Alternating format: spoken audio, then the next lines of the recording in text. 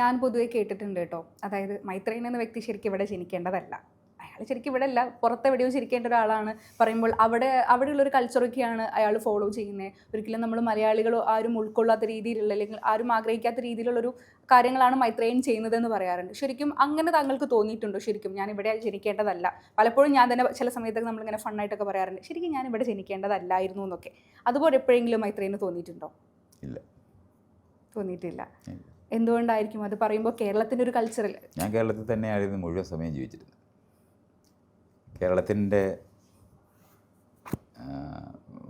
രാഷ്ട്രീയ സാമൂഹ്യ മേഖലയിൽ പ്രവർത്തിക്കണമെന്ന് മാത്രമേ ആലോചിച്ചിട്ടുള്ളൂ. അല്ലാതെ ഞാൻ കേരളത്തിൽ നിന്ന് പോകുന്നതിനെ പറ്റി ഞാൻ ആലോചിച്ചിട്ടില്ല. മൈത്രേയൻ രാഷ്ട്രീയമുണ്ടോ? രാഷ്ട്രീയക്കാരനാണ് ഞാൻ. അപ്പോൾ ഒരു കാര്യം ചോദിച്ചോട്ടെ, ഒരു ജനാധിപത്യത്തിനകത്ത് പൗരൻ രാഷ്ട്രീയക്കാരനാണ്.